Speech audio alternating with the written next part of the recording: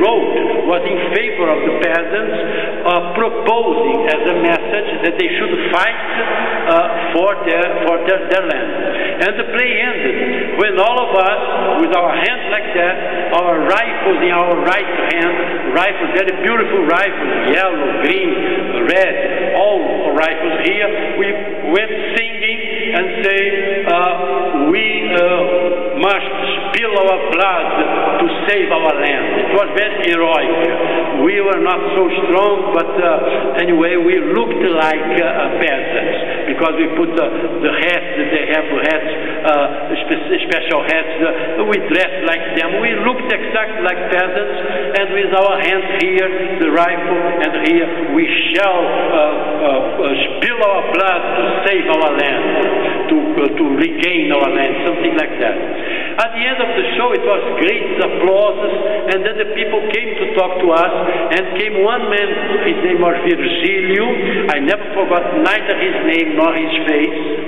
He looked at us and said, look here, you young people, you are coming from São Paulo, which is a very big city. In fact, São Paulo is the second or third largest city in the world. You are coming from São Paulo, and you think exactly like we think. Yes, that's it. We have to spill our blood to save our land. And then we all were very proud because our message had come across. But then Virgilio looked at us and said, look here, what we are going to do is this. We are going to eat now, we are going to have lunch, and after lunch, you take the rifle that you have with you on the stage, take those rifles with you, and come with us because we have to fight against the colonel, and perhaps we have to spill our blood there. And then I looked at him and said, sir, it seems that there is a misunderstanding there. It is because we are speaking the truth. We believe in that. It's true. But the rifles that we have, they are false. They are not real rifles. They don't shoot. And then Virgilio looked at us and said, but you make rifles that don't shoot? What do your rifles are good for what then if they don't shoot? And we explained that they are static rifles. And the static rifles are good to give credibility to us. Because when we are saying we have to spill our blood to save our land, we have the rifles here. Everyone believes in us. But if you did not have anything, you said, we have to spill our blood, who is going to believe in us? No one is going to believe. So static rifles are very useful to make people believe in us. And he said, okay, so now I understand static rifles don't shoot. It's okay. But you don't worry. You come with us, fight the colonel, because we have rifles for everybody. And I said, sir, excuse me, but there is a second misunderstanding. We said that we are true. We are sincerely true. We are true. But we are truly artists. We are not truly peasants. And then he looked at us and said, oh, now I understood. When a truly artist says, let's spill our blood, you are talking about our true blood of peasants, and not about your true blood of artists. Now I understand why your rifles are static and why they don't shoot. And then I said, forgive us, but really you are right. And then I was really very much ashamed. What was I doing until that point? I was telling women to fight against, not us, because they did not recognize that we were oppressors. We were telling blacks to fight against prejudice, and we were part of the system that was oppressive to blacks. And we were peasants to risk their lives, but we took our plane back home to our beds. And I said, this is not correct.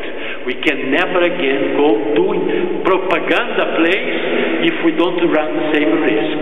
If we do, yes, why not? If I believe in something, I can tell you, come with me.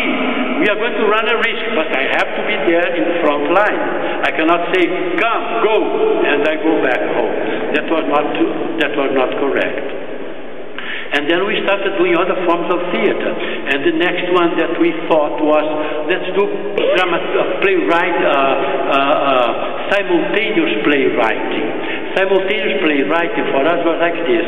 We took a play up to the point of crisis. In that moment we stopped and I came to the audience and I said, look, this character, this protagonist has a problem, but he does not know or she does not know how to solve it.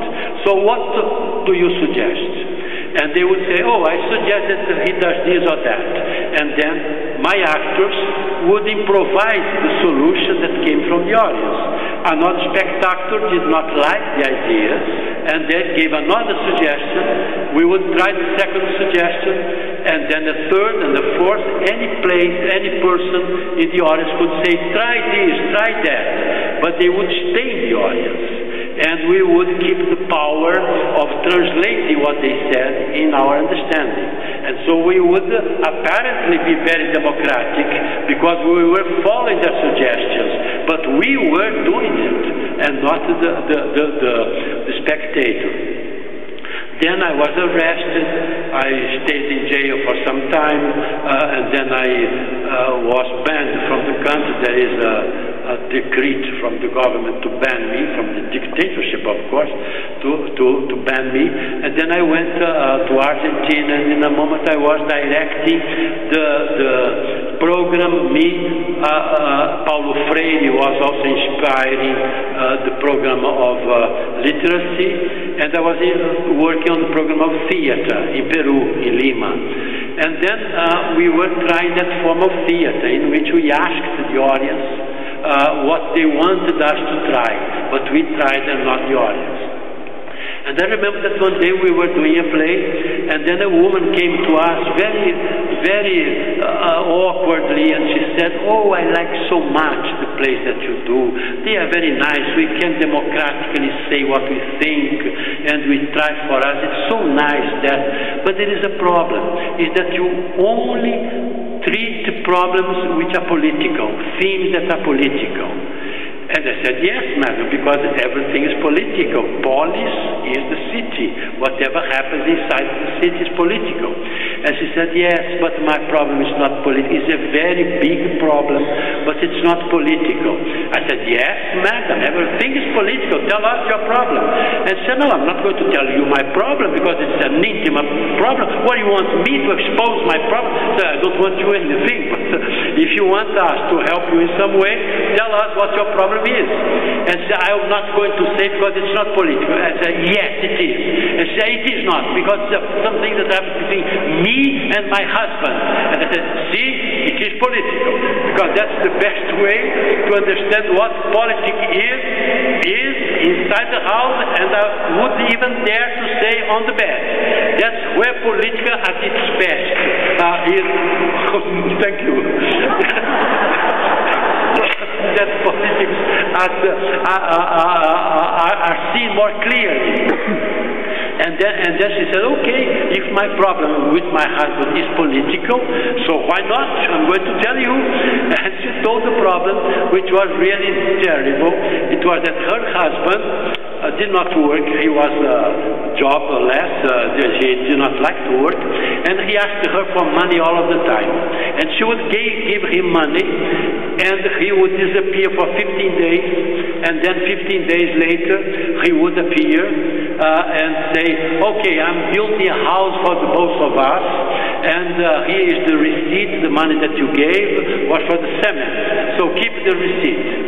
And then the next time he said, I need more money because I want to buy the bricks. And she gave money for the bricks. And now I want to buy this, I want to buy that. Oh, every time he asked her for money, took lots of money from her, disappeared for 1 week, 2 weeks, and came back with a paper saying, keep this because this is the receipt of the bricks, the receipt of the windows, the receipt of everything, because I'm preparing a big surprise for you, a very nice surprise. And one day they quarreled, and then she was worried because she looked at the receipts, and they were handwritten.